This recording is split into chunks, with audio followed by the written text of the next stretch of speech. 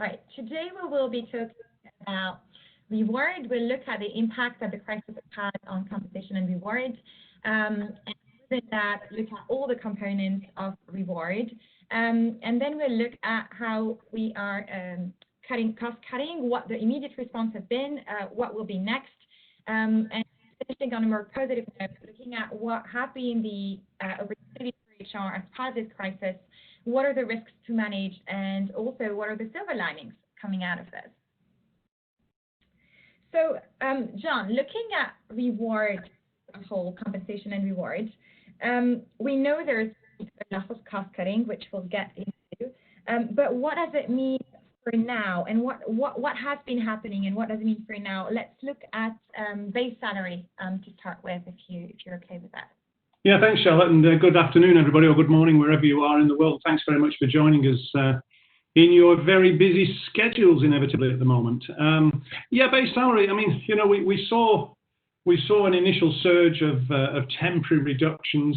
We saw some permanent reductions as well. I'm talking about the region now, but I'm also talking about the rest of the world. And I suppose the surprising thing in the region is that, as we all know, base salary has largely been untouchable from an employment law perspective in the past, and now it is. Now employers were given the approval to reduce base salary, which is all well and good, necessary first steps and initial steps for survival.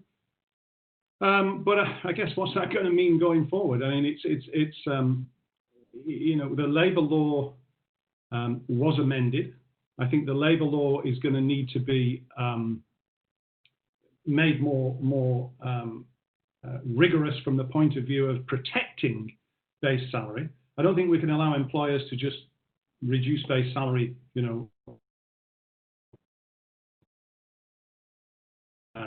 willy-nilly, you know, and just go on. And of course, the big is end of service gratuity. So what happens to end of service gratuity where somebody has had 20 years of service and in their 21st year they get base salary reduced? So there's all sorts of protection got to be considered there. We can't just have a situation where employers are given the right to reduce base salary at will. And then, of course, you know, the facts are the facts. We are going to see some downward pressure on base salaries. The recruitment market, I think, is probably most likely for the foreseeable future going to be quite soft, which will have the impact of reducing base salaries in the market. And I think the challenge for HR people will be, to some extent, benchmarking, because it's no use the salary survey providers just giving us data on incumbents in positions, because that's just going to be outdated. So what's happening in the market? What are the trends? What are the reductions? What's the new norm in terms of base salary? So it's going to be an interesting time, but certainly going to be some challenges ahead for both the government and for employers and employees. Yes, thank you, John. So just to answer some of the questions, we are right now specifically talking about the goals, but most of today's webinar will be quite applicable, I think, internationally. A lot of what we're talking about is really more at the macro level. One thing that you're touching on the base salary, John, it has now been possible, and yes, the labour law has been amended to decrease base salaries, to freeze salaries, and certain things have been made easier in a way for employers to do. I assume you don't have a crystal ball, and so I'm not going to ask you if you know whether this is here to stay, but what do you think employers have to do? Should it still be legal to reduce base salaries without really consulting employees in the future? Well, I think anywhere else in the world, reduction in base salary can lead to constructive dismissal claims from employees, unless there's a very good reason for it. So I think employers will have to have cast iron reasons for reducing base salary. At the moment, they've got a cast iron reason. There's no doubt. Affordability. The whole employment market, the whole employment of people is driven by affordability, and that's a cast iron reason. But that won't go on forever. And what I'm saying is that we do need to have some pretty good governance around how employers can touch base salary going forward. Yeah. So I know you and I don't speak often about the motivational aspect of reward, which is something that a lot of practitioners here tend to not necessarily look at. We recently conducted a market survey looking at how employers have been responding to the crisis. And what we found interesting is that despite the heightened financial pressure that employers are finding themselves in, more employers reported that mental health and well-being was a key priority right now than employers said we need to deal with the financial impact of the crisis. So things like mental health, well-being, and support have moved up the agenda. How do you see this evolve, and what do you see the immediate response have been when it came to non-financial rewards, to benefits and to non-financial rewards, and how do you see this moving forward? Well, yeah, I mean, non-financial reward, other than fixed compensation, was clearly not something that was given a great deal of attention at the height of the crisis, at the start of the crisis. No, and quite naturally as well, it was more about immediate issues that it's going to address liquidity and all sorts of very serious issues. But I think as your survey is just a snapshot of what I think is happening. I think one of the things that employers need to make sure going forward is that their benefits are addressing, as the slide on the screen says, addressing employees' interests and concerns, because I think they're changing. I think employees' interests are and will continue to change because of the crisis, because of the public health issue. We're just starting to see companies return to work. And we're seeing a lot of anxiety amongst employees, quite naturally, about returning to work. Never before have employees had to be concerned about going into work and maybe picking up a life-threatening virus whilst they're there. So those kind of issues are pretty radical, and they are going to change employees' interests around, and as you say, mental health. So if we are not increasing focus. Sorry, I think there's Charlotte, a bit of a lag. Can you just go back to what you were saying? I think you froze. Yes, mental health is, as you quite rightly say, and your survey says, is coming more into focus. Mental health is a very broad spectrum, but it starts. A lot of people can very easily get on the start of that spectrum with what's going on at the moment with the financial issues and the medical issues. And so we're seeing, I've got colleagues in the industry who are seeing a big increase in the attention to mental health, which I think is a real positive. It's incredibly sad times that it's driven it, but it's a real positive that there is this increase. So I think employers will really have to start thinking more about their focus on well-being and mental health, and that doesn't have to cost a fortune. Putting in an employee assistance program is not terribly expensive, and there are providers in the region who are pretty good at that and can do it on a very cost-effective basis. So I think that's going to grow a little bit more. What you're talking about is, again, we're talking about a time of still strong financial pressure where whether or not the base salaries are being affected, we know that it is unlikely that there will be salary increases. And so what other sort of low-cost, high-value items, non-financial recognition, can employers look into to enhance their value proposition and also keep their employees engaged, really? Yeah, well, I think first and foremost, some of the things we've just been talking about, well-being doesn't have to be expensive. That can be annual medical examinations, giving people the opportunity to have an annual medical examination a bit more often, increasing awareness of well-being issues, which we started to see in recent times. Gym memberships, things like just discount vouchers for medical and health related initiatives. But also, I think employers need to get their benefits providers working hard for them. This is not a time for a passive medical benefits provider, a medical benefits broker. This is when we need to see the brokers really earning their money and delivering value for money. There's a lot you can get out of your medical brokers in terms of well-being, and mental health support for employees without actually having to pay more for your medical insurance. So I would strongly urge employers again and HR teams to go, put some pressure on your medical plan brokers, get them working for you. We speak a lot at the CIPD about employees' voice. So the importance of really giving people a voice. We've seen throughout this crisis that it's been really important not just to address concerns, but also to perhaps come up with more innovative solutions. That's been a topic of discussion for a long time. I guess mostly in Europe, we haven't seen traditionally very strong employee voice in the Middle East necessarily. What would you say, what can employers do to kind of get working on that and enhance their proposition and work closer with their employees? Yeah, I think this crisis presents a great opportunity for employers to give employees more voice, by which we mean involving them more, let them have more of a say in what's going on. There's, now more than ever, employees need to be kept aware of exactly what's happening with the business, what the future prospects look like, what the immediate term prospects look like, and what sort of planning is going on to get ready for the return to work and to start looking at turnaround and recovery. And this is a great opportunity to involve the workforce in that planning, that what-if scenario planning.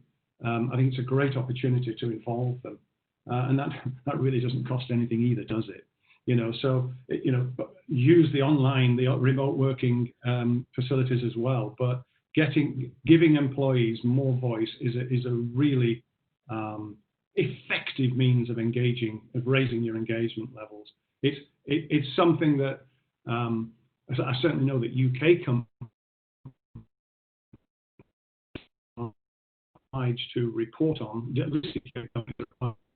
their initiatives. That's something that could just easily catch on in the region, and I think would be a great benefit.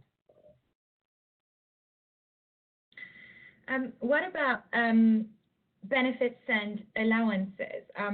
Obviously, is there anything that you want to kind of touch on when it comes to incentives? What sort of thing can we incentivize people on at a time like this? Because we've known from past crises that bonuses have been an issue. What do you see be different this time? What are ways in which we can incentivize the right behaviors, and what should these be? What will be the differentiators in the near future, you think? Well, I think on this point about benefits, I think we obviously saw the initial sort of what I would call low-hanging fruit of housing allowances, living allowances, transport, to some extent school fees getting hit, and again that's only natural because it's part of that affordability thing. I think the first benefit that employers need to focus on doing, and I think the government and the financial institutions need to have their say in this as well, is over the end of service gratuity. If I can just come back to that, I think I've had endless questions from people in the last 3 months, privately asking me, what will happen to end of service gratuity if the business goes under? Well, I'm afraid the answer is not a very nice one because it's not particularly well protected. If we look at what the DIFC are doing in Dubai with pension, bringing them much more up to global standards, that sort of governance needs to come into the end of service gratuity going forward, I think, because there's a lot of nervousness over the end of service gratuity accrual and the pool of money, and it just disappearing overnight if companies disappear overnight, and something has to be addressed in that regard. And I think if employers can address that and the government can address that, it will be a huge relief in terms of the well-being of a lot of employees. We talked about mental health, so we don't need to go on to that, but you mentioned incentives. Clearly bonuses and incentives went underwater. There was just no way companies could start thinking about bonuses and incentives for 2020. But I think the focus now needs to be on liquidity, on recovery, on turnaround, much more short cycle target setting to get people energized around turning these businesses around. No matter where they are in the organization, everybody can make a contribution. And so I would strongly urge but incentive plans to be dusted down again in the not too distant future, and to start thinking about productivity, short-term results, innovation, processing efficiencies, those kind of things. But also not forgetting the simple, quick incentives and recognition of celebrating successes, promoting good news, and just a simple thank you a bit more often than it's used at the moment. Yeah, absolutely. Especially as we know employers will be asking for a lot more flexibility from their employees at this time. I guess the last element of reward before we move into the next phase of what we're talking about is executive reward. So while I appreciate a lot of you on this webinar may not be necessarily directly responsible for executive reward, we know that despite it being a fair approach, we found that 14% of the people that we surveyed said that their executive team were looking to forego their salary for the year in the Middle East, which is an interesting thing to note. What would be your comments and thoughts on executive reward at this time, John? Yeah, I saw your reference in the survey. I think I'm right in thinking that was suggesting foregoing all their salary, which obviously is somewhat going above and beyond. I think we've seen there's been an awful lot in the press, and I work fairly closely with executive pay. There's been a very large percentage of executives that have taken a hit on their base salary, allowances, incentives. Again, a little bit more of the listed companies because they're a little bit more in the public spotlight. But yes, the crisis has certainly hit executive pay big time. The spotlight is very much on executive reward. It's on remuneration committees and how they are handling the treatment of things like incentives and bonuses. I think the spotlight will not so much be now. I think the spotlight will be 9 months from now when companies have to report how they've handled the 2020 remuneration policies and practices. So yeah, I think as expected, we don't expect to see. I think the first thing companies had to do was suspend incentive plans, hold back. One of the biggest lessons from the global financial crisis in executive pay was rewarding mediocrity, and companies just cannot afford to do that this time around. They've got to be absolutely whiter than white when it comes to their remuneration policies, as clean as anything when it comes to managing their pay. Great. So obviously we know the biggest shift when it will come to reward and to the world of work is how we have gone into home working and flexible working. We wanted to ask you, participants, so I'm going to pause what your are around remote working staying. So I'm going to open a poll right now, which you will see. So after the lockdown measures are lifted, remote working become a common feature in many industries. Do you strongly agree, don't know, disagree, or strongly disagree?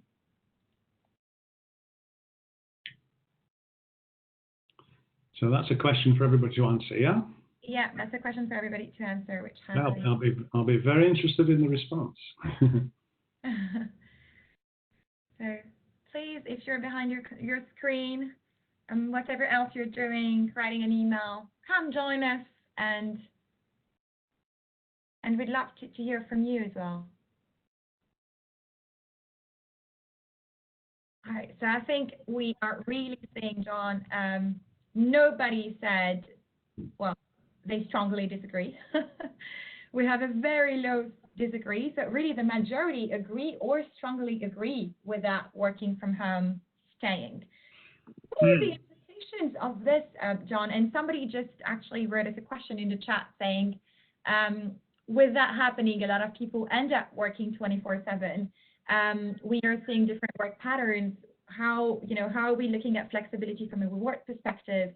And could we potentially look at that person was asking hourly rates, for instance? So that's a question for you. We can talk that later. But overall, what does this say for us and reward? Well, first of all, I think it would be very interesting to get. There's going to be. I think there's going to be different answers from different parts of the world. Question. I have to say, I'm a tiny bit surprised if we've got a large proportion of people from the region, Middle East, answering that, and the trend is towards the A's and B's of that question. Why am I surprised? I think the thing is with remote working, I do think that globally it will grow. No question, it will grow globally. The only thing I would guard against making assumptions at the moment is that remote working has only really been tested to a large degree in somewhat artificial conditions. We've got a mandatory lockdown. People don't have a choice. It's remote working or no working. And we've also got businesses operating at a fraction of their capacity, which might be a lot easier when you're remote working, to do remote working. When the choice is coming back, like now, and when businesses start to crank on a few more cylinders, which I know might be a few months from now, I'm not totally convinced that there'll be as much growth in remote working as we're perhaps predicting at the moment.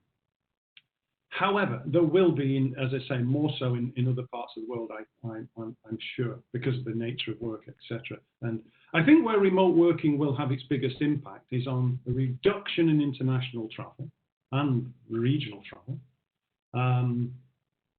I think there will be an increase in outsourcing because companies are recognizing that you can get tasks done remotely. So I think we'll see an increase in outsourcing. And closer to our hearts in HR, I think there'll be an increase in online learning and development activities. We're already seeing that they are working very successfully. But I just hold a question at the moment about the majority of conventional roles and will they go to remote working. You asked me about impact on benefits. I think it's not so much an impact on benefits. I think it's as the person who raised one of the questions said, it will be the impact on work-life balance. What are we going to do with work-life balance? And to pick up the emails and pick up the phone 24/7? Absolutely not. It can't mean that. What will be the impact on pay and benefits? Well, I think that will depend on whether remote working is seen as a benefit to an individual or a burden. If people are being asked to go remote and work from home and they don't really want to work from home, then the natural tendency is to be, well, what's in it for me? Whereas you get a lot of people who actively want to work from home because of their circumstances, and that's a great benefit for them. So I think the lesson there perhaps is the first attempt at remote working will be perhaps to look for volunteers, and it will be much easier to place volunteers in remote working than to press gang others into remote working. So I think we've got a lot of like everything else with this crisis, there's a lot of uncertainty, and I think we've got to wait and see how that pans out. But my jury is out when it comes to whether remote working will grow exponentially in the Middle East. So when we were talking, I asked the participants where they were from, and I have to say an overwhelming majority are from Saudi Arabia, Bahrain, and the UAE. Interesting to know that, yes, these responses are regional. And although you participants cannot see who else is on the chat, we're about 130 today. So no, it's not just you. You're raising a lot of interesting points, John, around this remote working. And again, we can't actually know whether this is here to stay. But I think the first question that I've heard the most throughout all of these webinars in our research from employers is a concern over performance management. We know the region has naturally, prevalently tended to measure input rather than output. As overall, and I think you've worked in the region for a long time, and it's been a lot of presenteeism. This has substantially shifted everything, and even if we wanted to micromanage, we can't. So how can employers, what needs to change when it comes to performance management, and how can we actually manage performance remotely, if that's here to stay, or at least while remote working is here? Yeah, it's a great question. I think the first thing that has to change in many companies, and this is by no means addressing all companies, but is trust. I think when we first went to remote working, and I can only think about the Middle East region because that's where I've lived for most of my career, I worried that whether we had enough of a trust culture in companies to allow people to go off and work independently and perform and deliver results independently. And I think what I've seen and heard from my conversations with colleagues and networks, there really has been an increase, an improvement in the levels of trust, which is fantastic, which is a great step forward. And so first of all, if we can get that foundation of trust in place, then I think we've got a better chance of managing performance. I think the biggest change to managing performance, with or without remote working, because of this crisis, will be its short-term nature.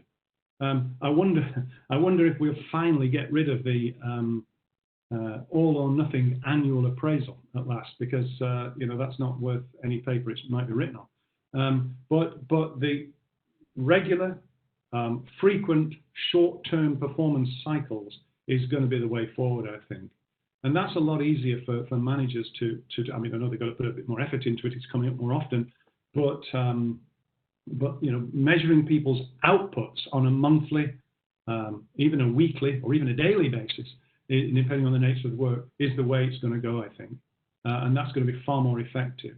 And the feedback loop is going to be much stronger, which is very important for employees as well.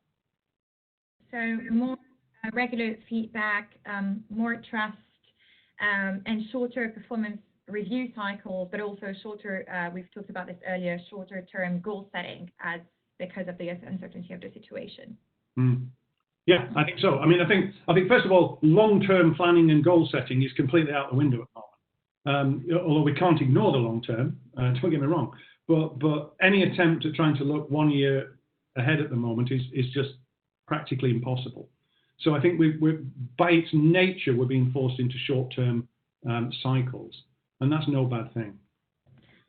So stretching the concept of home working a little bit, we are seeing that there is a combination of, first of all, the cost of doing business is quite high in the UAE and in the region. And this combined with the fact of having to work from home and the financial pressure of the crisis has really not only just forced us to look at remote working, but even pushed the thinking for a lot of organizations as to, is remote working home working? Do I have to be in this specific house with this specific wall to do my job? Or is it more we're hanging on to the concept of home because that's all we know? Could we see in the future, do you think, and I'm really asking what, and from your experience and the advice that you would give to organizations, could we potentially see a work from anywhere policy? And what could that mean for reward if my organization's based in the UAE with a salary based on the market that is now allowing people to work from their home country, their valley, or wherever? Yeah, it's more interesting, it's more challenging in the Middle East for that because, of course, home for 80% of the working population is not in Saudi or UAE, Bahrain, places like that. It's somewhere else, and that somewhere else invariably has a different pay structure. So you've got to ask the question: why would organisations want to do that? They want to do it to save money. So they're certainly not going to put somebody back into a lower benchmarked salary market on UAE salaries. That just doesn't make any sense. So really, it's really what is driving that remote working. And I think you're right. Remote working is probably the right expression as opposed to home working. And that's why when I'm making the point earlier on, I think we are going to see more outsourcing, which is a form of remote working, of course, but they're not working from home. They're working from a large, low-cost office somewhere to reduce employment costs. And that's going to catch on. A lot of organizations around the world are recognizing the potential savings in real estate from having people working from home. I think there's scope for that in the Middle East, but the cost of real estate, commercial real estate in the UAE in particular, as a market I know fairly closely, has dropped so significantly in the last 5 to 10 years that it's much less of an issue than it was then. But in places like the centre of London, you can imagine companies seen real benefits from wiping out 2 floors of a 4-story building and having people working remotely. You know, I noticed that Tiziana, who's on the line, mentioned something that is a very important point, that until we find a vaccination for this problem, I think remote working will be far more prevalent. But yeah, and in terms of benefits, it's back to, again, you know, is it a benefit or is it a burden? But certainly, if people are being asked to return home, then the most economical, the most sensible, the fairest thing to be doing on all's concerned is to benchmark them to their home market. Okay. While and we'll move on, but I think that's really a question that everybody has. While we are working remotely, and if this is going to happen, many organizations are already saying that's going to be the case at least until the end of 2020 because no vaccine has been found, right? Could we look at, does it mean that organizations and employers should look at different types of benefits and rewards, i.e., would we see something like a rent allowance or devices? For example, Google has now given a budget to all their employees to buy equipment for their houses. Could we see, what about the lunches that we normally, or the coffee that we normally get for free in the office? Could we see a revamp, in your opinion, in those rewards? Or might this be a differentiator for companies?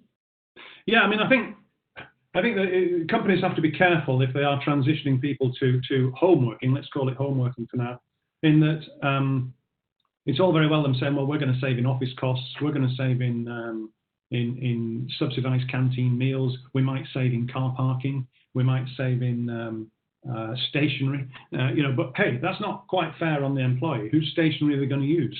You know, are they going to be buying their own? So I think there really does need to be some change in the subsistence allowances when people have been asked to work from home. But maybe there is a sort of a balancing there in that virtually everybody in the region transportation allowance, like company bus, that wouldn't be needed. So you know, they wouldn't be incurring transport costs. So let's transfer those costs onto something else to compensate them for additional costs. So I don't think it's actually going to need to be major. I just think there needs to be some tweaks if people are working from home. It's not so much about the benefits, it's about the management of those people, the leadership of those people, communication and engagement of those people. That's what's more important if we switch to remote working. Great. So we could have a whole webinar just about home working, but I'm conscious we did want to cover quite a bit around reward and how we're actually coming out of this crisis. So cost-cutting responses, which have been widely spread since the beginning of the crisis, were okay on the short term, but how long before they start to hurt the business? And John, I'll let you tell us more about that.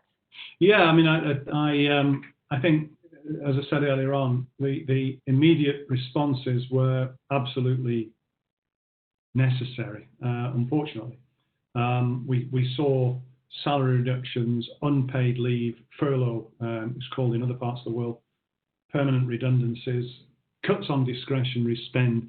Inevitable that they will be the first things to be going. But also we have to recognise, and employees will have to recognise, that the primary driver of any expenditure in the next 12 months is affordability, and that is all really that is the primary driver for anything that companies are spending. How much can they afford to remain liquid and to return to business? However, having said that we can't ignore the sort of medium-term impact on things like productivity, which of course needs to have a very high focus going forward on things like engagement of employees and on long-term skill gaps. I think we saw in the global financial crisis that companies cut a lot of jobs. Of course, they had to, but they didn't only cut into the fat, they cut into the muscle of organizations. And soon afterwards, it was realized that they'd gone too far, and there was a little bit of a panic in trying to get people back or fill gaps that had been left. I think we're going to see that again because, as I say, by necessity, you can't press the pause button on large swathes of the economy and not cut jobs and cut costs. But I think companies will inevitably realize when business starts to tick up again that they've got quite a few gaps they need to fill. And I think we'll start to see a little bit of an uptick in recruitment then. So it's a balancing act now that we don't leave too many critical skill gaps in the measures that we're taking now.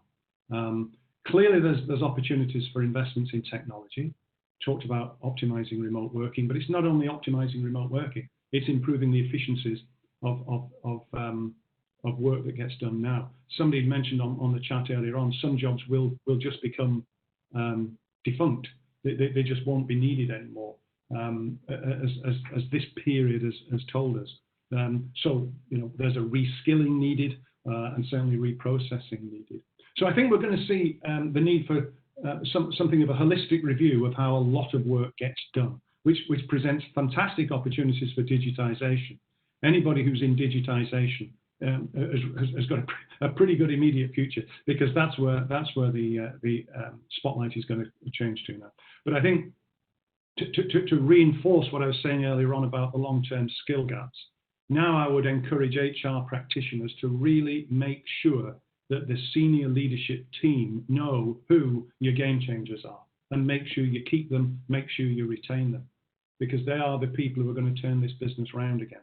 They're the people who are going to get you back to some kind of normality. And so it's very important that we keep an eye on who they are and keep them on side. Thank you, John. We'll dive into this a little more. In the meantime, we wanted to ask you, participants again,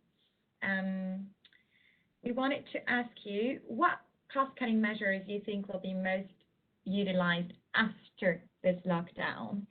And so I will try to open that poll right now. Yeah. So which of these cost-cutting measures do you think are the most likely to be utilized after the lockdown? Redundancies, furlough, extended unpaid leave, salary reductions, benefits or allowances reductions, travel budgets, or L&D budgets? So we know what's been done so far. How do you expect this to extend as we start getting back into work and coming out of this crisis? Just let this run for 15 more seconds, 30 more seconds. So in your organization, right, we're not asking you to guess what will the trends be. In your company, what do you think you'll see most? Redundancies, reductions, travel allowances reductions, or L&D?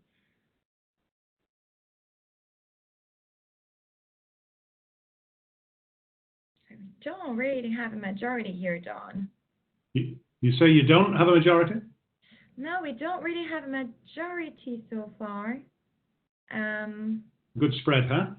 Good spread, yeah, good spread. I would say L&D is the one our attendees are the least expecting to be utilized. Good, I'm pleased to hear it. So less furlough and unpaid leave and less L&D. But we're seeing, yes, so then the rest, what they're expecting to see is a mix of redundancies, some salary reductions, and travel budgets, unsurprisingly. Mm-hmm. Yeah, it's a mixed bit. But great to see it regarding learning and development. It's good to see that this is not here to stay. Yeah, I mean, it's I think that's companies would be very wise to keep an eye on learning and development. Clearly, again, back to affordability, but to be looking for more cost-effective, more convenient ways of developing people. And I think the online environment that we've been in the last 3 months has thrown up a number of opportunities for companies to take advantage of. Certainly, in my own field, I'm seeing a lot of take-up in online coaching activities, for example, and mentoring. Very successful switch to online and almost seamless. In fact, people are now asking for online rather than face-to-face 6 months from now. So I think that will be a great advantage. I just wanted to pick up on one point that Sarah, who just posted something there because it was relevant to my last point. Will succession planning help, Sarah? Absolutely. I know at this time of a crisis, sometimes that's the last expression that we're perhaps using, but it is still going to be very important for HR practitioners to keep hold of the importance of succession planning, that you don't lose your critical people, and that next time there's a crisis, we've got the right people in place. So it can't go out of the window. Absolutely not. But thank you for your responses to that poll. Yeah, I'm glad to see that learning and development isn't it, and perhaps glad to see that redundancies isn't just as high as I thought it was going to be, in terms of your views.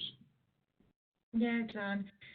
And so with the cost cutting that has been prevalent and that we see will continue on the long term, incentive plans being underwater, we'll still need to energize our teams. We're seeing employee engagement coming up in our survey again as one of employers' top 3 priorities.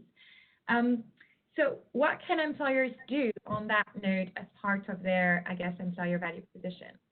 Yeah, I think what we're going to see is perhaps a focus on a new set of KPIs. I've listed a few there on the slide, and again, you know, my apologies for repeating that word affordability, but it is important that you know, affordability surrounds whatever we're doing.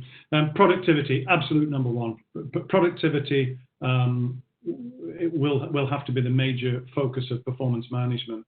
Flexibility, agility, whatever the right word is, but the speed of change, the speed of response, and I think this crisis has really helped grow leaders in terms of their decision making, in terms of their agility, in terms of thinking on their feet.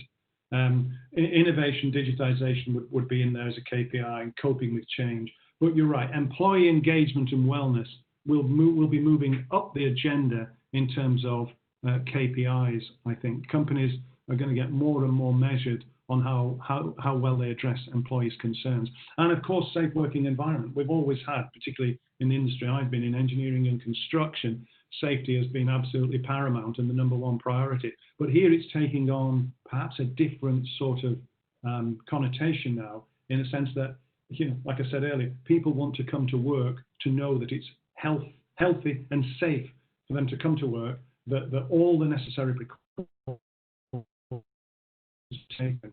And you know, even when I'll get a vaccine for this thing, I think we're still going to see people extremely cautious and nervous. And I think aspects of social distancing will continue in the workplace to some extent. So I think that's one of the sort of things incentive plans need to be designed around going forward.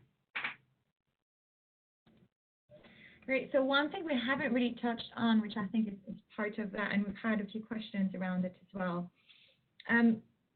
We're talking about transformation, adaptation, turnaround. There is a big question with that whole digitization that you're pointing to again, about are all jobs going to still be needed? And what are we going to see in terms of redesigning certain jobs? What are some of the things that you think employers should consider?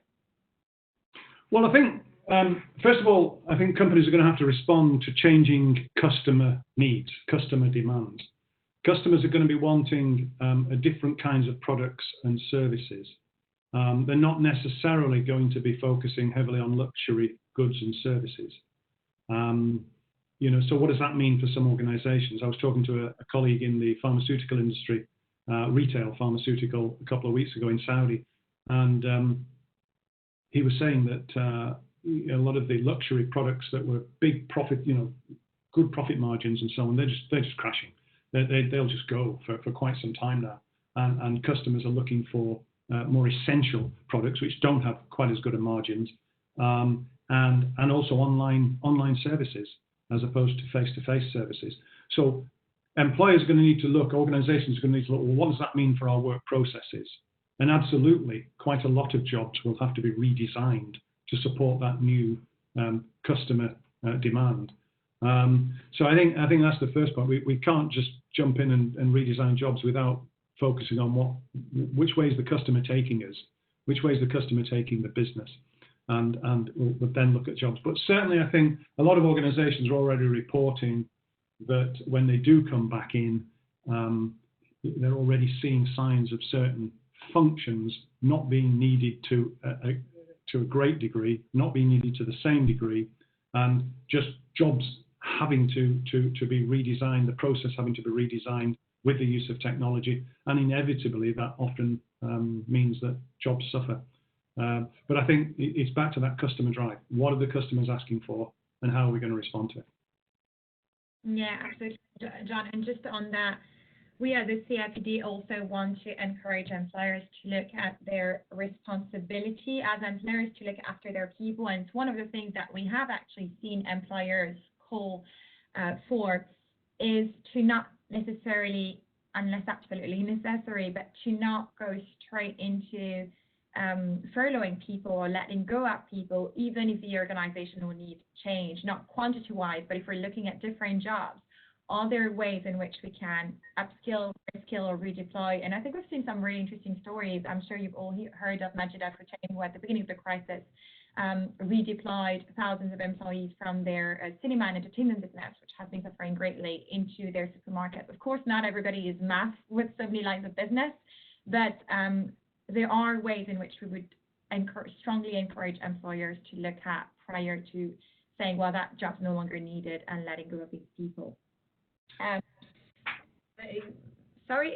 So we wanted to look at, so I know, John, you have put this slide again because I know you really wanted, you and I, and throughout this webinar have been talking about the fact that it's not all about cash, and we are going to need to energize our employees and help them navigate this. So I think we've covered most of this about employee voice and health and well-being, John.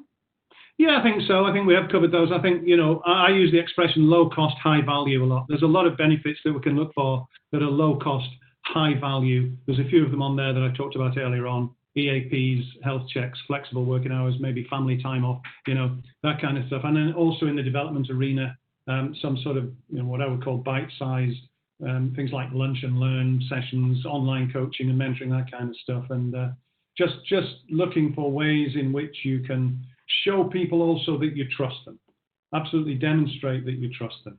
And we talked about employee voice earlier on as well. So yeah, I think we've covered most of those. So it's a lot of work for employers and a big exercise to navigate amidst all this uncertainty. However, there have been some opportunities and good news for HR as well, John. What do you think are the main opportunities that we've seen from this crisis, and that we will see?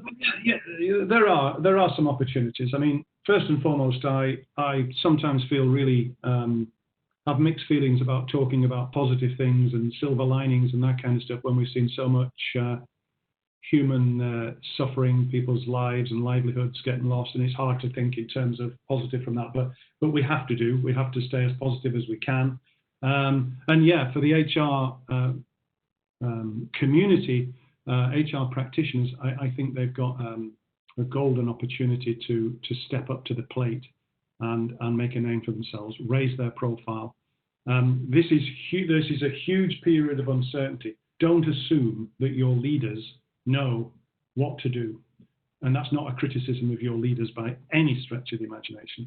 This is radically uncertain. Nobody has ever had to handle a crisis like this in our lives. And so use it as an opportunity. But first of all, as the slide says, get the basics right. Make sure that when you are returning your people to work, you're listening to them. You're listening to their concerns. And that you're supporting the senior leadership team in deciding who comes back when and how you phase that. And that's going on at the moment. A lot of my colleagues in HR are already grappling with that. Communication, somewhere earlier on, I think it was Shweta that said earlier on, what actions do we need to take to educate employees around this whole area of affordability and things? We have to communicate. We have to absolutely keep them in the picture with transparent and open communication. And back to HR practitioners again, you just need to get as close as you can to the business, closer than you've ever been. Make a best friend of the CFO. Make a best friend of the vice president of operations or the strategic team. But get close to them and help them identify what is going to be needed to drive your business forward. I often use the expression, talk the language of the business. It's never been more important than it is now to talk the language of the business. Don't push your nice to have HR initiatives. Put them out the window for the moment. Focus on the operation. I know we're always encouraging HR people to stay strategic, and you do up to a point, but this is about day-to-day operations at the moment. and turning businesses round. So get on board, get with your senior leadership team, and really help them identify, what skills, what behaviours are going to be needed to turn the business round, to meet customer needs. I think, yes, there's a big role for HR data to support the business. We've talked about performance management and the need to rethink that. But that last point on that slide there, I'd just like to re-emphasize, and that is, don't just copy what everybody else is doing. Do what's right for your business. Don't follow the sheep. Do what's right for your business in your circumstances. But, and this comes back to Shweta's point again, we have to educate employees that old ways of working to a very large degree will not be an option for the vast majority of us. And so we have to help employees to understand that. But what an opportunity for HR. It really is a great opportunity. Yeah, absolutely. And something that we could have mentioned very much earlier on, that this crisis is really the first time that the HR profession and the people profession, because L&D as well, is thrusted into that kind of spotlight. In pre-crisis, we've traditionally seen CFOs being the main steer of the conversation. And here it's really been about mental health, about supporting people, about reskilling, about adapting to this massive work from home experiment, and a great opportunity indeed to finally partner with that business, and as we have the voice now as HR professionals. We wanted to ask you an almost final question before we close the session. So what do you think will be the biggest silver lining? We would like to hear from you. Just going to open the poll now. So which do you think will improve the most when it comes out of this crisis? Do you expect it to be top-down communication, attention to well-being, employee engagement, leadership decision-making, all of the above, or none of the above? So yeah, do you think it's really, we've seen employee well-being come top of the agenda, employee engagement. Interesting to see what your thoughts are and experiences are as well internally. So where will the biggest win be? Top-down communication, attention to employee well-being, employee engagement, leadership decision-making, or all or none of these? I feel like a talk show presenter right now, It's great hearing your insights, and I'm sure for you as well to be able to benchmark. Okay, so we still have a few that have not answered. We do. Interesting. So we have a split between all of these areas will improve, and I guess it's a tie with employee well-being. Yeah. So the winner there was what, Charlotte? So all of the above, so meaning all of these four areas, with attention to employee well-being. Okay, great. Yeah, well, that's good to hear. And I think that's right. I think a couple of things we're already seeing signs of. One is top-down communication. I'm hearing from a number of my colleagues that the crisis has forced that. That leaders are getting better at communicating down. And a number of the HR community have told me in recent times that they are witnessing more empathy between work colleagues and between leaders and work colleagues, and that's a nice touch as well. Trust, I mentioned before, has definitely grown. But there are a number of silver linings there we talked about in terms of better learning, more convenient learning and development opportunities. But I think the biggest silver lining for HR practitioners is that one that we just talked about, to be at the forefront there of this transformation that really is all about people and technology. Really all about people and technology. I wanted to just pick up on a point I saw coming up on the chat from Poonam just very briefly. The language of the business seems to be a barrier for HR, and yes, indeed, it does. It very often does. But I would just encourage HR practitioners to literally spend more time with the people who are running the business and find out what's keeping them awake at night. What's keeping the CFO awake at night? What's keeping the CEO awake at night? The strategy guy, the marketing guy, the sales person. And just understand where they're coming from and what can you do as HR practitioners to make their lives a little bit easier. That's when your profile will start to build. But it's a very valid point, Poonam.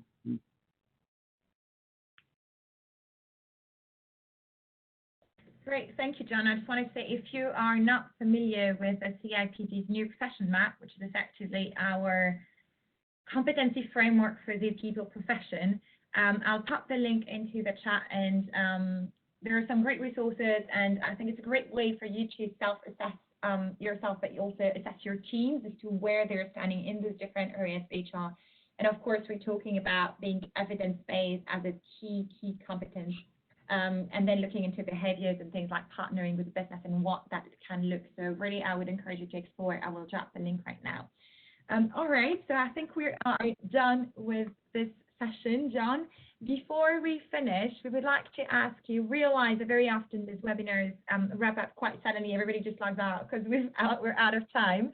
Would like to ask you a final question, if I can.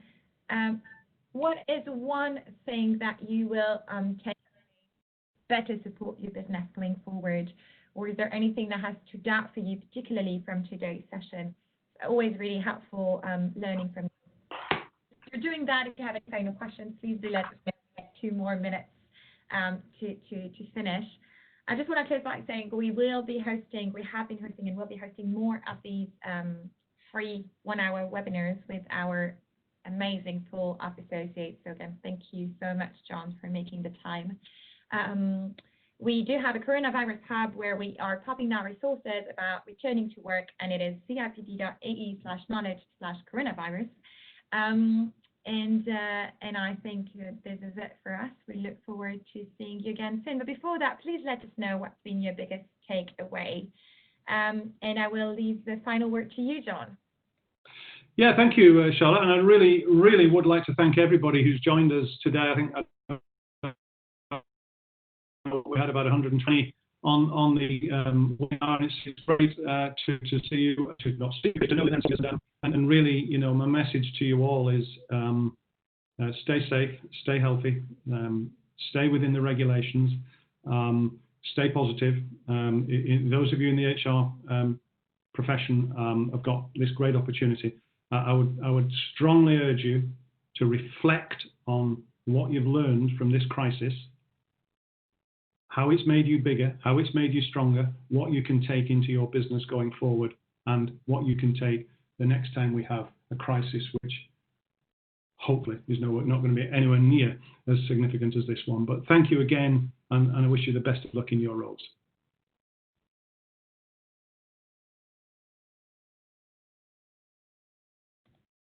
Thank you, John. Thank you, everyone. This is it. We will be posting the recording and sharing the link with all of you who have registered, and also sharing those slides if they're helpful. John is also our lead consultant for compensation and reward, and we do deliver a compensation and reward course that will resume in September. And we are also now, like many of you, I'm sure, transferring a lot of the learning and courses that we used to deliver onto digital. And so if that was of interest to you, get in touch with us. But until then, good luck. Keep your people in mind, keep your own mental health in mind, and stay home and stay safe. Thank you, Charlotte. Thank you, everybody. John.